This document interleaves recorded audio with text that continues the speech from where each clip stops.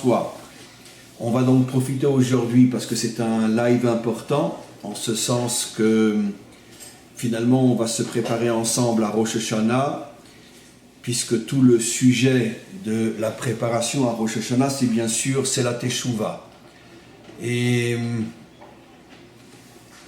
qu'est-ce que signifie la Teshuvah finalement? Alors on a bien évidemment la traduction, contrairement à, une fois de plus, malheureusement, de nombreuses traductions qui traduisent Teshuvah par le repentir ou la réparation des fautes, le regret. Toutes ces notions sont justes en soi, mais n'ont rien à voir avec le mot Teshuvah. Le mot Teshuvah, comme je l'ai souvent expliqué dans mes cours en hébreu, le mot Teshuvah signifie revenir, la chouve. Et ceci pour nous faire comprendre que la véritable conséquence de nos fautes, de nos erreurs, tout ce que l'on ne réussit pas à faire ou ce que l'on fait de mal, finalement la conséquence la plus dramatique, c'est qu'on s'éloigne. On s'éloigne de quoi?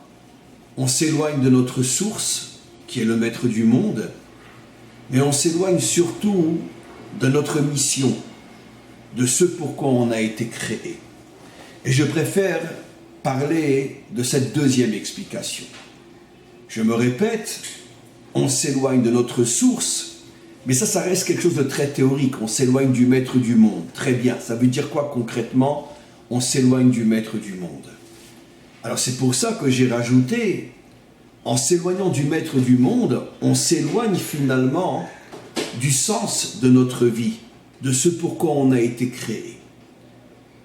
Nos maîtres nous enseignent que chaque homme, chaque femme n'existe au moment où il existe dans cette génération, à cet endroit, parce qu'il a une mission particulière, à la différence des autres créatures, comme le minéral, le végétal, l'animal. Toutes ces créatures, toutes ces choses créées n'existent pas pour elles-mêmes, c'est-à-dire elles n'ont pas elles-mêmes une mission qui ne concerne que le minéral ou que le végétal, que l'animal, et dans chacune de ces catégories, l'arbre aurait une mission en tant que tel pour le végétal, le lion aurait une mission en tant que tel pour les animaux, la pierre aurait une mission en tant que telle dans le monde minéral. Non, absolument pas. Le seul qui a été créé parce que lui-même a une mission qui ne dépend que de lui, c'est l'homme. Les autres créatures sont là pour servir l'homme, pour aider l'homme à réaliser sa mission, mais n'ont pas un sens en tant que tel à leur propre existence. Le minéral, le végétal, l'animal, ces créatures n'existent pas pour elles-mêmes. Elles sont là pour servir l'homme et pour permettre à l'homme de réaliser ce pourquoi il a été créé.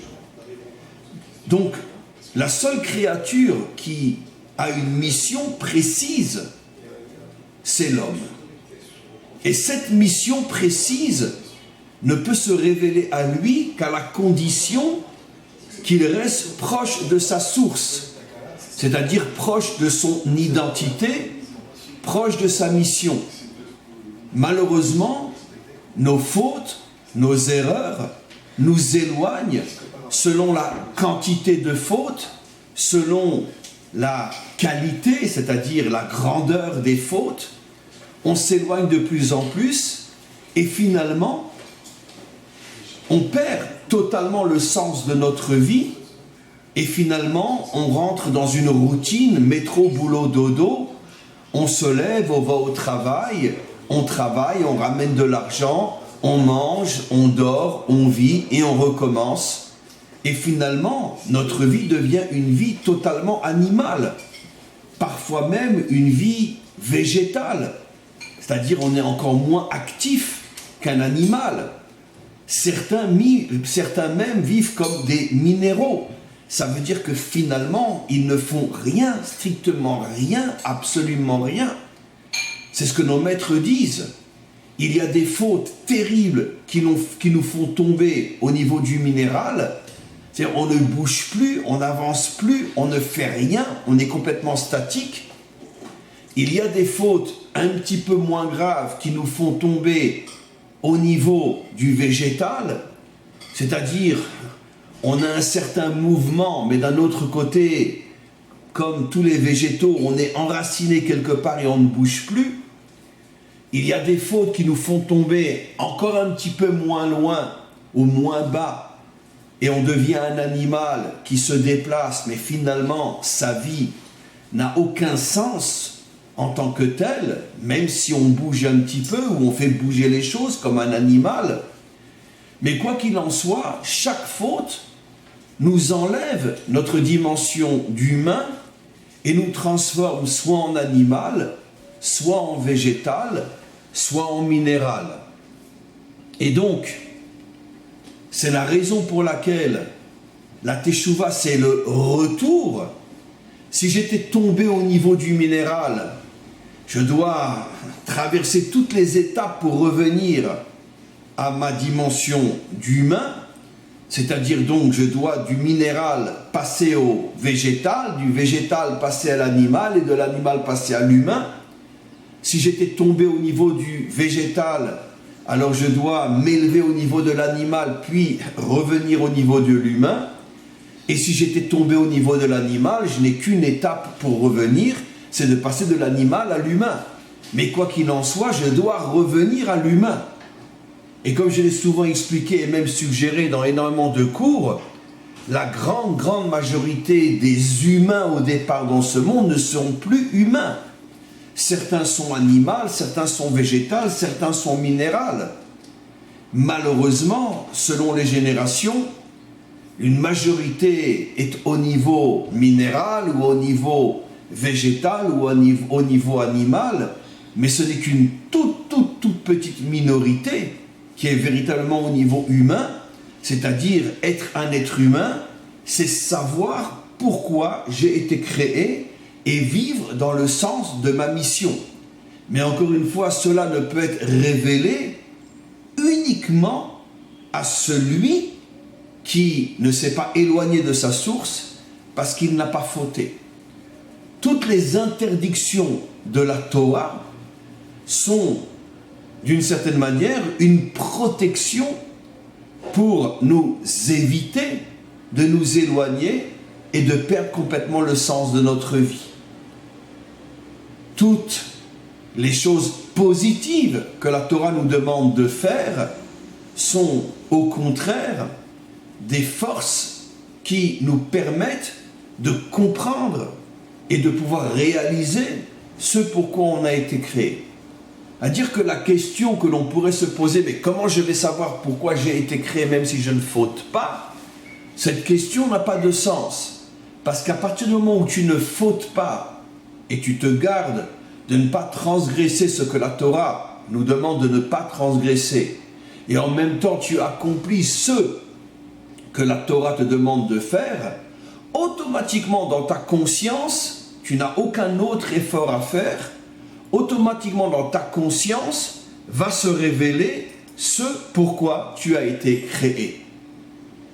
Exactement de la même manière que tu n'as pas choisi de mesurer la taille que tu fais, tu n'as pas choisi de naître au moment où tu nais, tu n'as pas choisi d'avoir cette couleur de yeux ou d'être un homme ou une femme et d'être né à telle époque ou pas à une autre, exactement de la même manière que ces choses se sont données et tu n'as pas un effort à faire pour les créer, tu es né de cette manière-là, exactement de la même manière ta mission est en toi, elle est dans ta conscience et elle t'est révélée à partir du moment où tu te gardes de fauter et tu te renforces dans toutes les actions positives que la Torah te demande de faire. Alors, on comprend donc ce que ça veut dire revenir. C'est pas seulement se repentir, c'est pas seulement regretter, c'est pas seulement, selon le langage judéo-chrétien, promettre au bon Dieu de bien se comporter. Revenir, c'est beaucoup plus profond que cela, comme je l'explique, c'est revenir à sa mission. À partir du moment où un homme découvre sa mission, sa vie change complètement. parce qu'il comprend ce pourquoi il a été créé, et finalement, tout ce qui n'est pas directement lié à sa mission devient accessoire.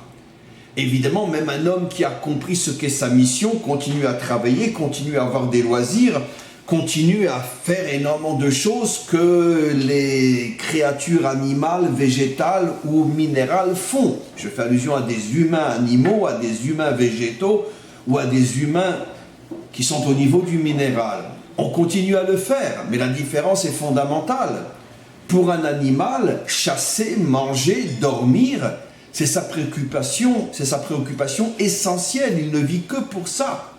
Tandis qu'un homme qui a compris ce qu'est sa mission, manger, travailler, c'est très très accessoire. Il comprend que ce ne sont que des moyens de lui permettre de réaliser sa mission. Parce que s'il n'a pas d'argent, s'il n'est pas en bonne santé, il ne pourra pas réaliser sa mission. Mais ce qui est pour l'animal un but et une fin en soi, devient pour celui qui a trouvé sa mission un moyen, uniquement un moyen. Et donc, tout ce qui est autour de l'homme qui a trouvé le sens de sa mission devient uniquement une sorte de tiroir avec différents ustensiles, et selon le besoin que j'ai pour ma mission, je vais ouvrir tel tiroir, prendre tel ustensile, mais ce n'est pas du tout le but et le sens de ma vie.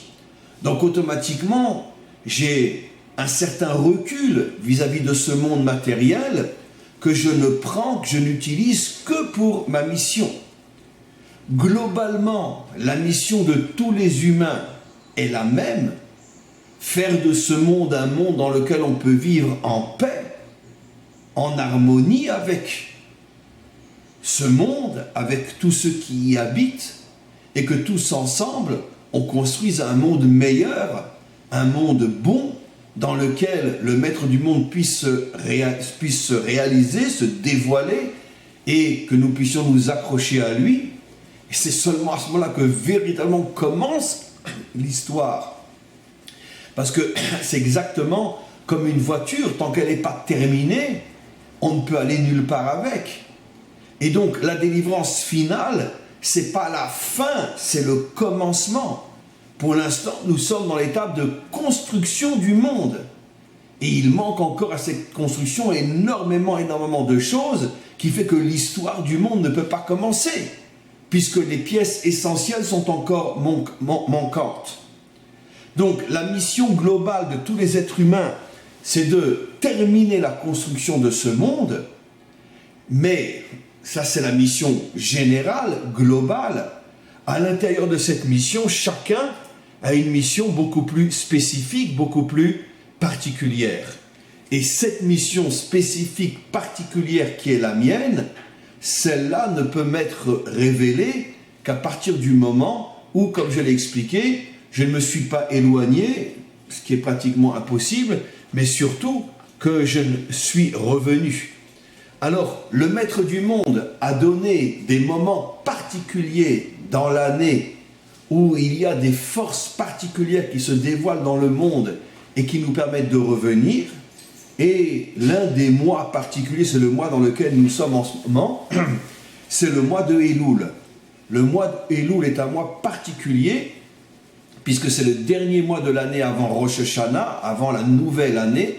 C'est le mois du bilan, c'est le mois du retour, c'est le mois de la prise de conscience, c'est le mois de la réparation, mais c'est encore une fois, surtout et essentiellement, le mois du retour. Ce qui veut dire que si quelqu'un traverse positivement, vit positivement le mois de Elul, il devrait arriver pendant le mois de Elul, jusqu'au dernier jour du mois de Elul, à se reprendre totalement en main, à être totalement revenu et à repartir pour l'année qui va commencer avec de nouvelles forces, avec une nouvelle motivation. Parce qu'il a véritablement pris conscience de ce que c'était sa mission. Alors évidemment, prendre totalement conscience de ce qu'est sa mission, c'est difficile parce que ça supposerait qu'on a fait une teshuva totale, qu'on soit complètement, totalement revenu à notre source, ce qui est très rare, c'est seulement les très grands justes qui arrivent à cela, mais malgré tout, chacun d'entre nous peut arriver à revenir d'une certaine manière, Et c'est comme quand on voit quelque chose d'écrit ou une image de loin. Quand on est très très très loin, on ne voit rien. Mais quand on commence à se rapprocher, alors on commence à voir plus ou moins ce qui est écrit, plus ou moins ce qui est dessiné. Et on commence à se faire plus ou moins une idée de ce que le message que l'on nous adresse.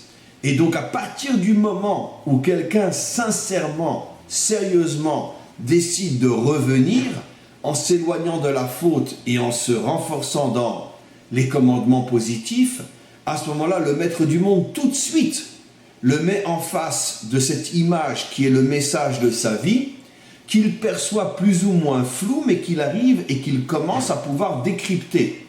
Et n'oublions pas que la Teshuvah n'est pas seulement au mois de Elul, il va bien sûr y avoir le mois de Rosh Hashanah, il va bien sûr les jours de Rosh Hashanah, donc le mois de Rosh Hashanah, de Yom Kippour, qui sont encore 10 jours jusqu'à Yom Kippour, où là, les forces qui se déversent dans le monde sont encore beaucoup plus fortes et qui vont nous permettre encore plus et encore plus de décrypter le message qui s'adresse à nous de manière à ce que quand on va se retrouver après Yom Kippour, donc après les 10 premiers jours de l'année, on est censé véritablement avoir intégré clairement quelle sera notre mission pour cette année.